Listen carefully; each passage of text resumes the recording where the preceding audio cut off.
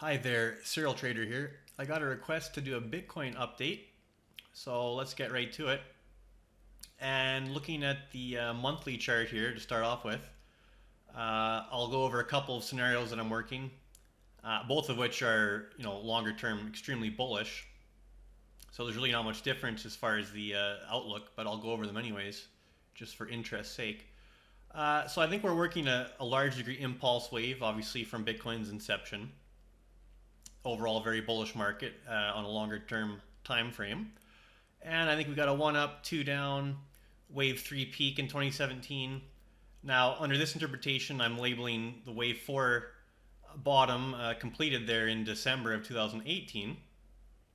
And then we had the initial impulse wave up into June of 2019. Our large corrective move down, so 1 up, 2 down into the March bottom there. And now potentially we're working, the initial impulse wave of a third wave within this larger fifth wave potentially.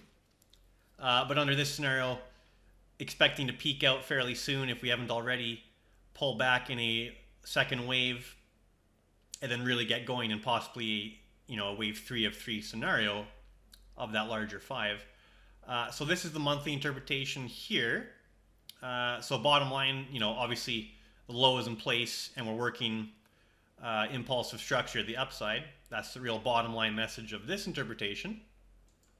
And if I move on to my other kind of longer term viable interpretation, now keep in mind both these are quite viable, but they have essentially the same message, so it doesn't really matter.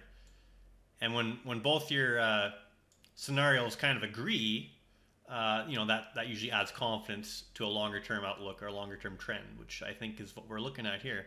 So in this case, again, impulsive wave from inception, larger degree impulse wave developing from inception, wave 1 up, 2 down, and then we have this, again, wave 3 in 2017. Now under this scenario, we're in a longer period of consolidation, which actually looks kind of good here. Now this is in log scale, as was the first chart I showed, just to bring this, crazy market into proportion. Whereas if you're not in log scale, things get very skewed visually when you have this kind of discrepancy between the low and the high that you're currently dealing with. But anyways, aside from that, looks like a pretty viable interpretation here is a triangle wave 4, and that's, even under this scenario, we still have the low in place with the A wave of the triangle.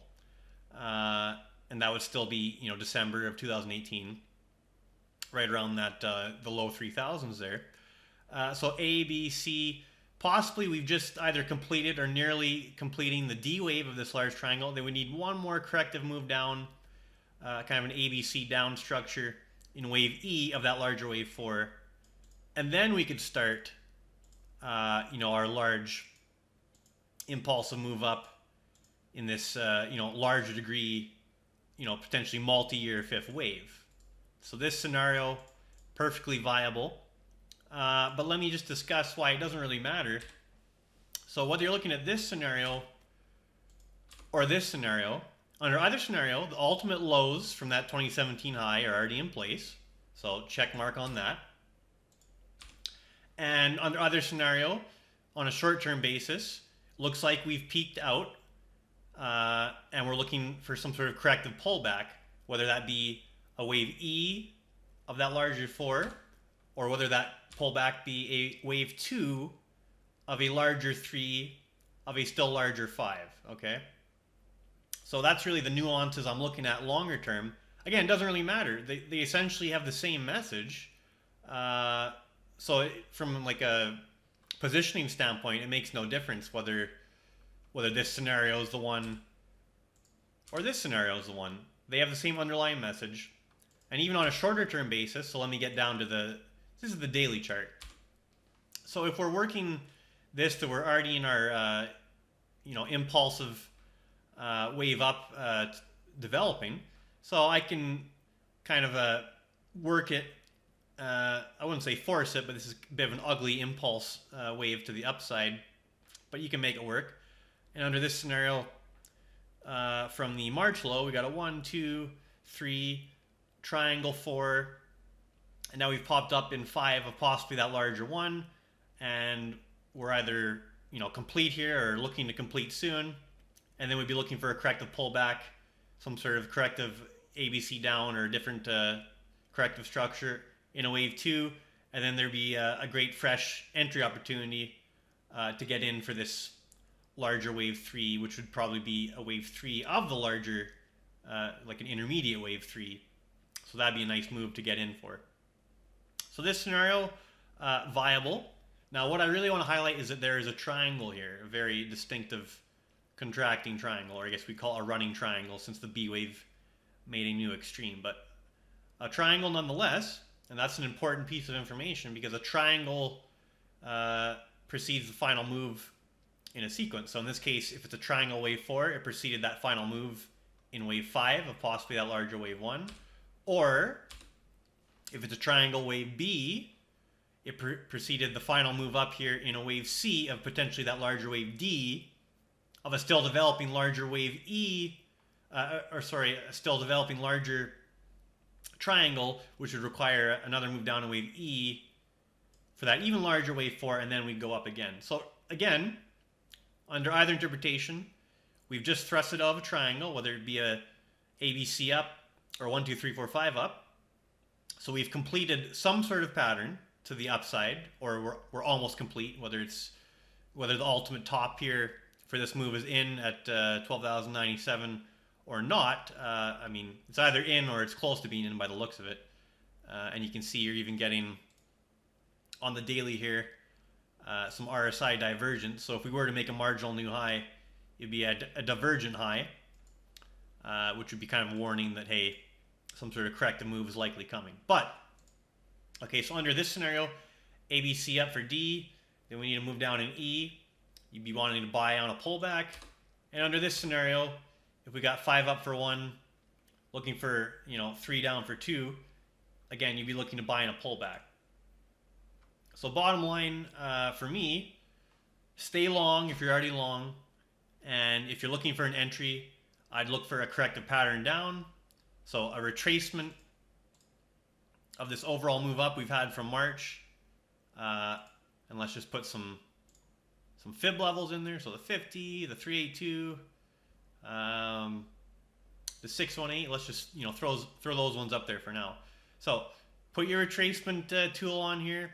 Wait for a corrective pattern to develop if you're not already in, of course. Overall, longer term, this looks very bullish. So if you want to have a longer term core position and hold it, I certainly wouldn't advise against that. It looks quite attractive to do so. But if you're looking for like a trade here or a fresh entry, I think you're going to get another chance. I think there's going to be another corrective pattern here to get in on that. So, and I don't know what it's going to look like yet. Obviously, there's not enough data.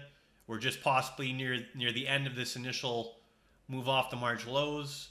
It's either done or almost done by the looks of it. So once we get some corrective action, that'll create a fresh long opportunity. I wouldn't suggest shorting here since it is overall a very bullish uptrending market. And that's really kind of my thoughts here. So yeah, throw your retracement tool up under either scenario. It doesn't matter. Okay. Let me get the magnet on there. Snaps. So hopefully you can kind of see what I'm thinking here with the two scenarios. And I mean, the most important is these longer term charts. So just to put a bottom line on it, we're either going to pull back in a longer wave, larger degree wave E to finish that really big multi-year wave 4, and then that'll be a great entry to start the next essentially start the next bull market. Or we're already into that next bull market, and we just need a pullback in a wave 2 of like an intermediate degree wave 3, and then we're going to go a lot higher. So again, either scenario doesn't matter.